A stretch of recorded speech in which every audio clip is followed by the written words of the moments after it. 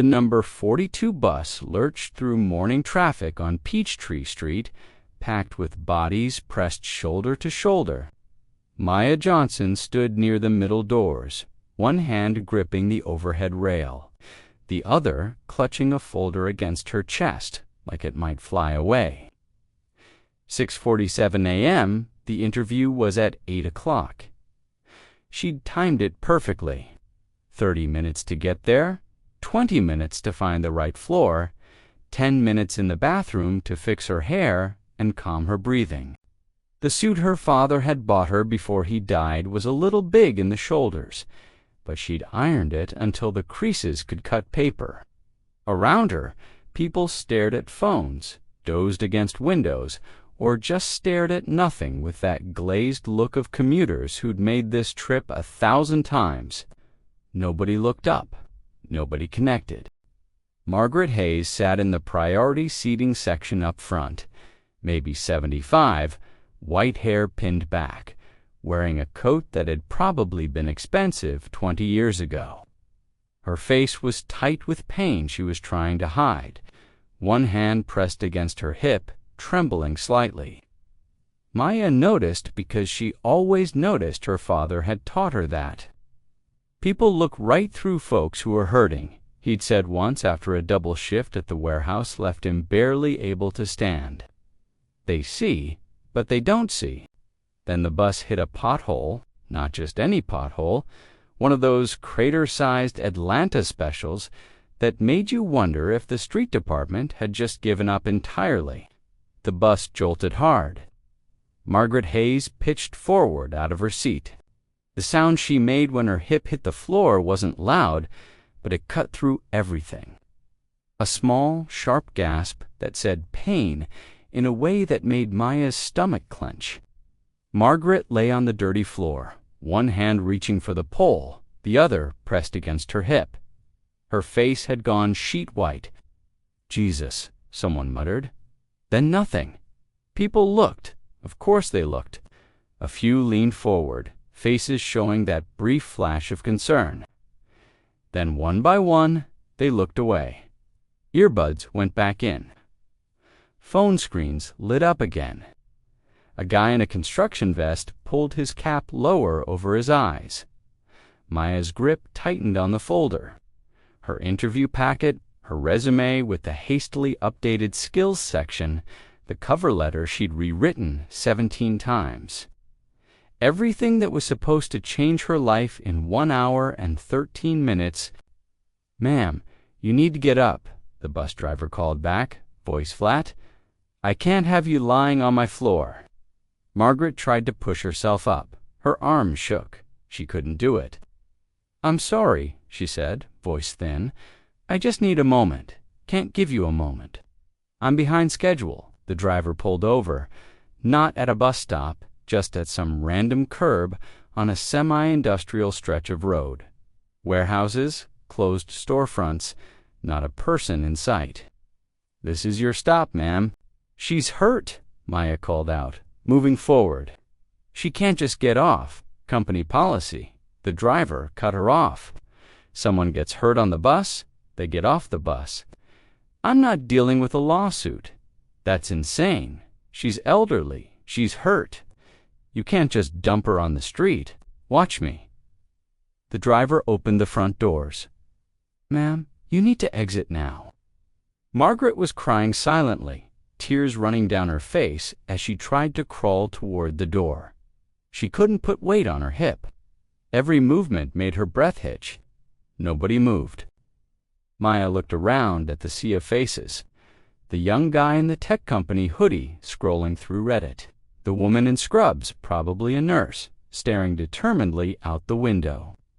The older black man in work boots, jaw tight, eyes closed, like he was trying to convince himself this wasn't happening. She knew that look. It was the look of people who'd learned that getting involved only brought trouble. Her father's face flashed through her mind. David Johnson collapsed in a parking lot 3 years ago, clutching his chest. People had walked past him, stepped around him. By the time the ambulance came, he was gone. Maya looked at the clock on her phone.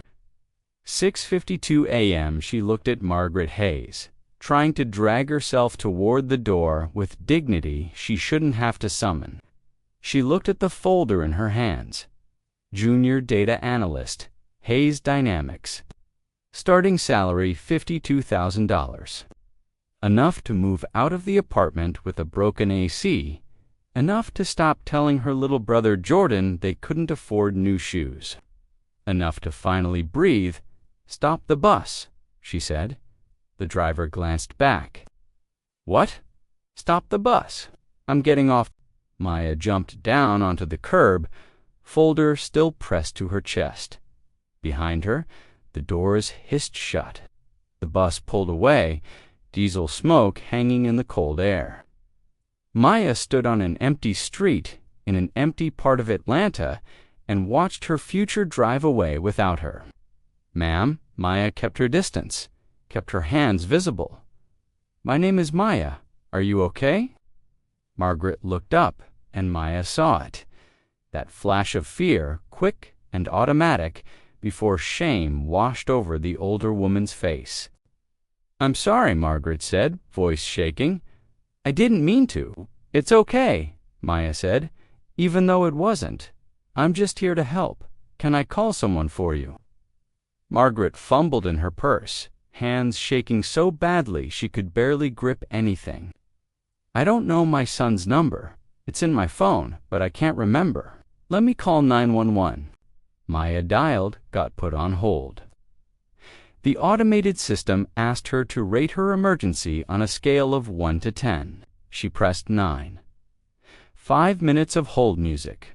When someone finally answered, Maya explained the situation. Elderly woman, injured hip, possible fracture, industrial area, sparse traffic. "We'll send someone when we can," the dispatcher said. "Current wait time is approximately 40 to 50 minutes. 50 minutes. She's hurt. She needs help now, ma'am. We're experiencing high call volume. All units are currently assigned." The line went dead. Maya stared at her phone, opened her rideshare app. No cars available nearby. Estimated wait time, 45 minutes. The sky was starting to spit rain. Cold, nasty drops that felt like ice. Margaret was shivering on the bench. Maya took off her suit jacket, her father's jacket, the one she'd been saving for today, and draped it over the older woman's shoulders. "We're going to figure this out," she said. Her phone buzzed. She didn't look. She already knew what it said. 3 hours later, Maya sat in the emergency room at Grady Memorial, her ruined suit clinging to her like shame. Margaret was in surgery.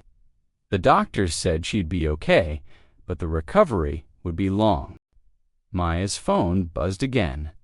This time she looked email from Hayes Dynamics, HR. Subject, interview status, Maya Johnson. Dear Ms. Johnson, we noted your absence from today's scheduled interview. As stated in our interview confirmation, we require 24 hours notice for rescheduling requests. Unfortunately, we will be moving forward with other candidates. Maya read it twice, then a third time. Then she put her phone away because Margaret Hayes was asking for her, and that was the only thing that mattered right now. At 3:47 p.m., a man in an expensive suit burst into the emergency room like he owned the place. Maya was half asleep in the uncomfortable plastic chair, her ruined folder on her lap. She jolted awake at the commotion. "That's my mother. Where is she?" The man was maybe 50, salt and pepper hair, with the kind of presence that came from years of being listened to. His suit probably cost more than Maya made in 3 months. He stopped in the doorway, seeing his mother asleep in the bed. Then he saw Maya. "Who are you?" Not hostile exactly, just confused. "I'm Maya. I was on the bus with your mother when she fell." His eyes went to the chair she'd been sleeping in, to the folder on her lap, back to her face. "You stayed. She asked me to for 7 hours, give or take. He looked at her like she was a puzzle he couldn't solve. Then Margaret stirred, eyes opening. "Daniel," she said, voice rough, "you came. Of course I came." Margaret told him everything. The bus, the pothole, the fall, the driver who dumped her on an empty street, the passengers who'd looked away. And then this young woman got off the bus with me, stayed with me, missed her job interview, stayed anyway. Daniel looked at Maya again, something shifting in his expression. "You missed a job interview." Maya shrugged, trying to look like it didn't matter. "It's fine. Where was it?" Tiana Margaret said gently. "Tell him." Maya's mouth felt dry. Hayes, Dynamics, junior data analyst position. It was at 8 this morning. The silence that followed was deafening. Daniel Hayes stared at her. "You're Maya Johnson." It wasn't a question. "I'm Daniel Hayes. I'm the CEO of Hayes Dynamics." The world tilted sideways. The old woman on the bus, the CEO's mother, the interview she'd missed, the son who'd just arrived. "Oh my God," Maya said faintly. "You have a second interview Monday morning," Daniel said, pulling out his phone. "I don't want charity. It's not charity. It's a rescheduled interview. You were qualified enough to get the first one. Nothing about that has changed. Everything has changed. You know what I did? Then don't pretend." Daniel's voice was gentle but firm. "Come in, answer the questions, show us what you can do. If you're not the right fit, we won't hire you. But you deserve the chance you would have had this morning." "Please, dear," Margaret said, catching Maya's hand. "Let me give you back what you lost today." "Monday," Maya said weakly. "Monday," he confirmed. 3 weeks later, after the interview, after proving herself, after uncovering a major flaw in their supply chain model that would have cost the company millions, Maya stood in Daniel's office. The view stretched across Atlanta, glass and chrome reflecting the skyline back at itself. "I'd like to offer you a promotion," Daniel said, Director of Data Analytics. "I know you're early in your career, but you've proven you can handle the work. And more importantly, that you have integrity." Maya couldn't speak.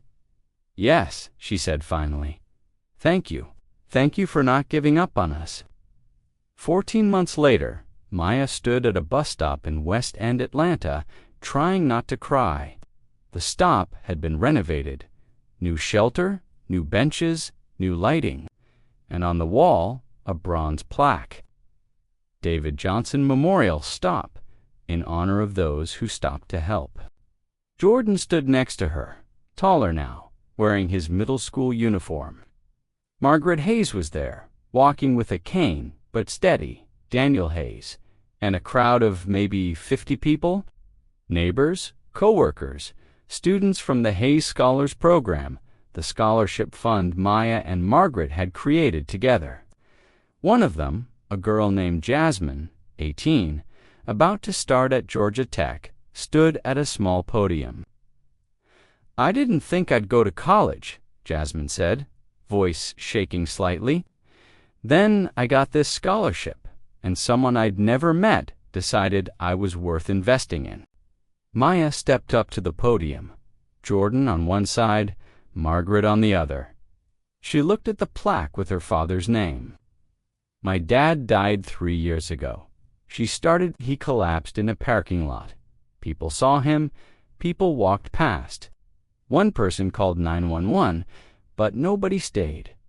I used to be angry about that, but now I think they weren't evil. They were scared. Scared of getting involved, scared of being late, scared of whatever cost comes with helping. She paused, looking at the crowd. "But 14 months ago, I got off a bus because I couldn't walk past someone who needed help. This bus stop is named for my father, but it's not about him. It's about all of us. It's about the choice we make when we see someone fall. Do we keep walking or do we stop?